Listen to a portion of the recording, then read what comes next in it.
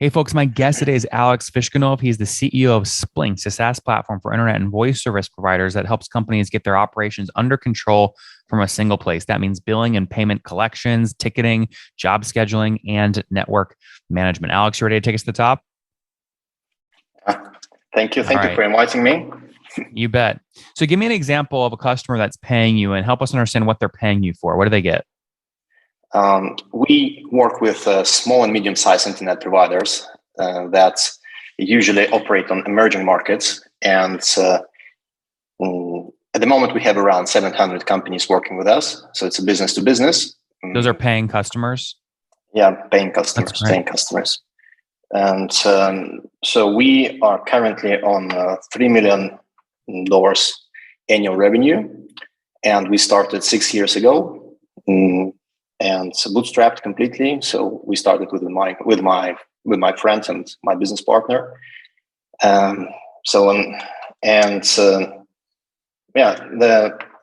I said, the companies that we work with, they are quite small, so they are not that big. So monthly they pay us around $350. So it means like $4,000 annually.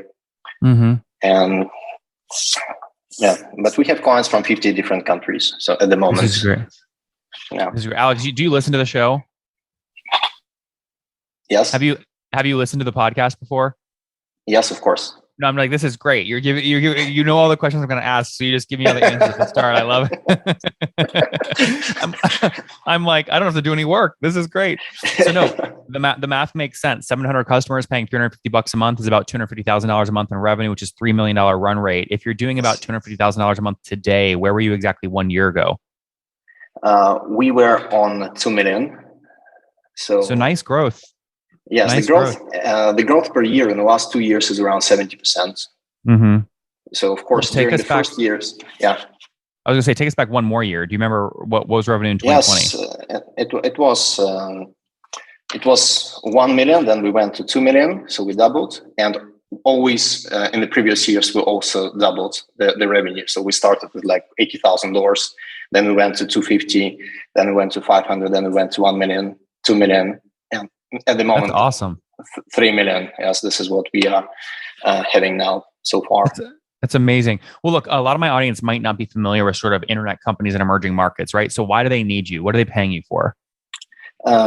Because they try to compete with the large players. So because we work with internet and voice providers. So the companies that provide internet connection to end users. And, you can compare. So, for example, AT&T is a large operator, Vodacom, all these big players. But we work with the small guys. They try to beat these big operators.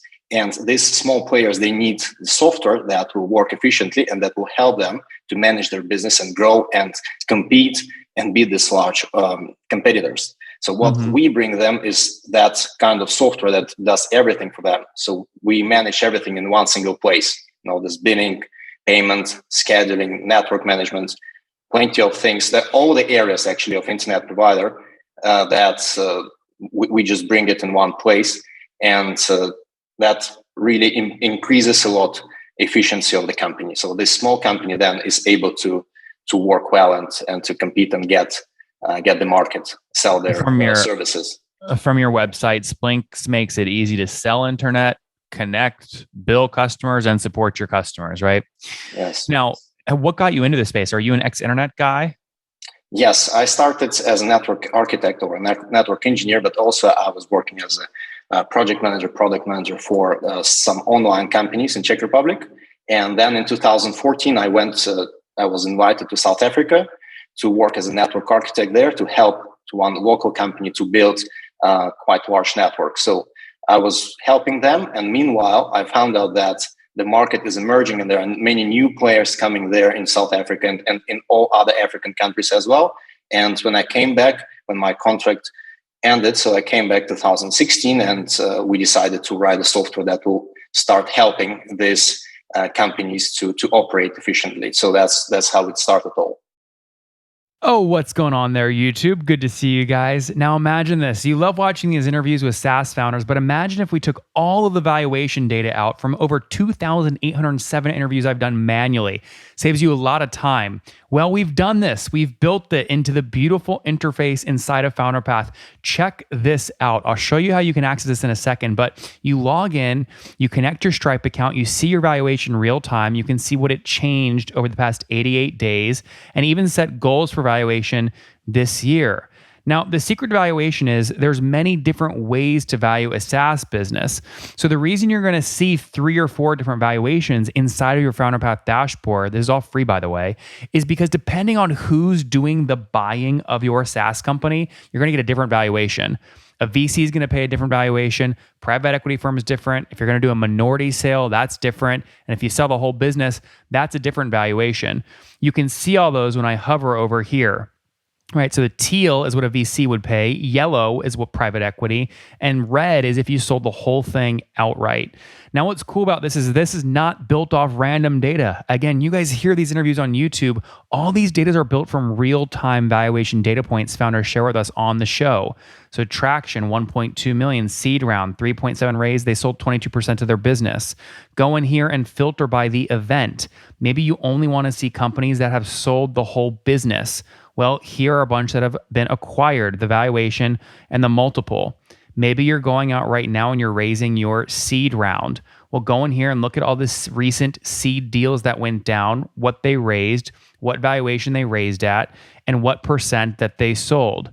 There's never been a larger data set of SaaS valuations than what you can get now inside of FounderPath, and we're thrilled to bring it to you. All right, we're going to go back to the YouTube video here in a second, but if you want to check this tool out, if you want to jump in and sign up, you can check it out for free to get your valuation at this link, founderpath.com/products/valuations.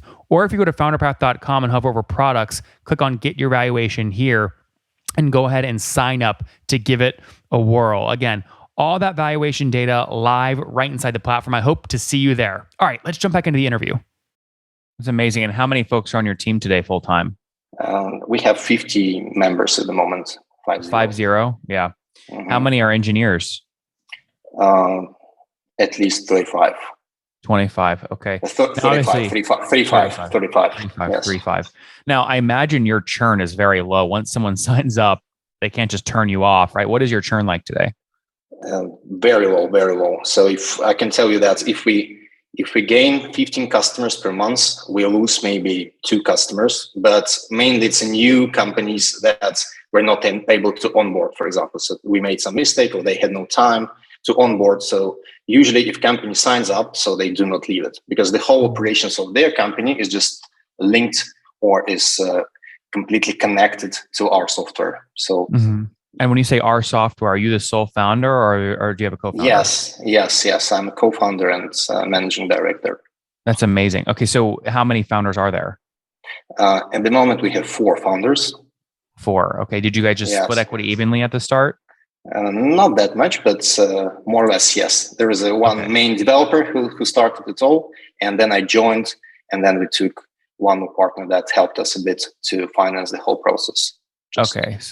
So it might be like the bigger one owns 30% and the other 3 sort of split, 20%, 25% each, something like that. The biggest one has 48%. Then me and my partner, we have 24, and there is the silent partner with 8%. So I see. How do you guys think about, and this is a question I get a lot from Bootstrap founders, how do you guys think about building your personal wealth using your SaaS company? Do you pay yourself dividends per year, or how do you think about that?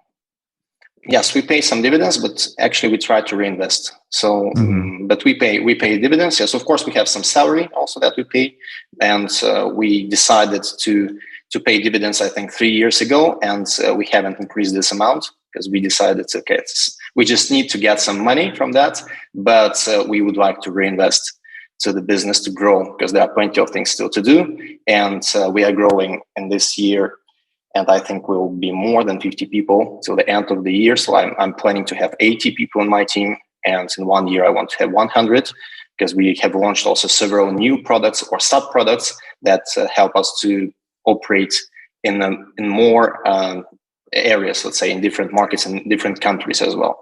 So it's not only emerging markets, but now we are getting also many requests from United States because, as you know, United States also is plenty of there are plenty of areas that are not covered by internet, rural zones, and there are many providers that require services or software services. Mm-hmm. Like so 3 years us. ago, when you paid out some dividends to the co-founders, Yes. how much are we talking? Like 100,000 or more or less?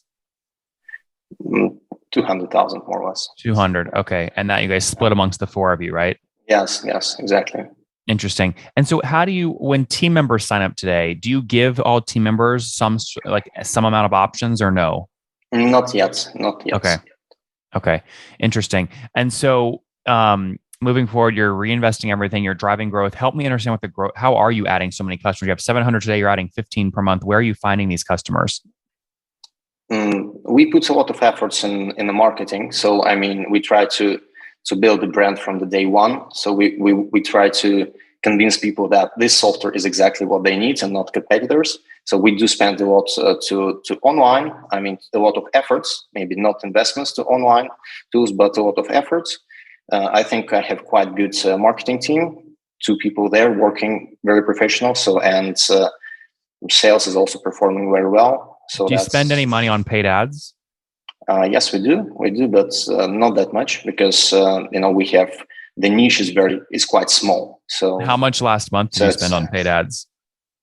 I think around like $4,000. Okay, so not a lot at all. Yeah, yes. Yeah. And then tell me how your sales team is structured. Do the salespeople have quota? Yes, of course they do have. So they do have some fixed salary, and then based on the sales that they bring or they process, we pay them some percentage on annual revenue, first year of the annual revenue of what the customer. percent? So 3% and up to 5%, depends on their involvement. 3 to 5%. Okay, yes. Interesting. And how many deals do you expect reps to close? What is their annual quota? There is no annual. There is a monthly quota that they need to get, and it's based. So at least they must bring us like the minimum is everyone should have like $1,000 monthly revenue, the new one. So Yep. if they make it, then we start talking about some kind of bonuses. But usually it's just that way. So they. So how do you make that math work, right? So if you have a salesperson that's adding $1,000 of new monthly recurring revenue every month over a year, right? They're going to add 12,000, right? Times 12 months. So about $150,000 of ARR. Are you able to pay them way less than 150,000 so that you actually make money on that sales rep? Yes, what we because they are employees of our company, so they are quite. They have very strict rules, how they work. So it's not they are a bit limited in what options they have. So we have this strict policy. They need to reach this 1,000, and if they reach it, so that we pay them that's 3 to 5% of I understand that. Yeah. What's the base though you would pay? Like if I join you today and I used to do $1,000 a month of new deals, what would you pay me as a base? That would be not that simple because you are from the United States. So it depends on the country where my accounts, they work from the countries with a lower income, let's say. So that's why I'm asking. Yeah. How low can you get to this talent? No, with all the bonuses, what they have around $3,000 monthly salary. A month. This is what they have. Okay, got it. So you could have a sales rep that's making $36,000 per year if they hit 150,000 of new ARR closed, $1,000 a month for 12 months. Usually they make more. They make like 2,500 monthly. Okay. So it means I'm saying that 1,000 is a minimum when we say that they work. They perform. So in general, they make around 2.5 monthly one each of them. So that's. I see. And how many are there? How many quota carrying reps? Two. At the moment, we have 2. 2. Okay. And how many folks are marketing? Just 2? 2 marketing guys. Yes. Okay. Cool. And then that makes a lot of sense. This is very cool. Well, listen, this is a heck of a story here. Do you plan to keep bootstrapping, or you plan to raise? We are thinking about it at the moment. So probably. And why is that? Because as I said, we launched several products, and we are also actively now starting working on the markets that we were not present and where the competition was a bit tougher. So now we need to touch it first, see first 2-3 months how it will perform, how it will go there. And if everything will work well, we'll probably think about raising some money. And how much would you look at raising, you think? Not in our plans at the moment. So haven't thought about it. Just need to get the numbers first, to get the first results of this new products that we are launching and the new markets. And then we'll see. Well, Alex, you're on an exciting journey, man. I'm certainly rooting for you. In the meantime, though, let's wrap up with the famous 5. Number 1, what's your favorite book? What my favorite book is?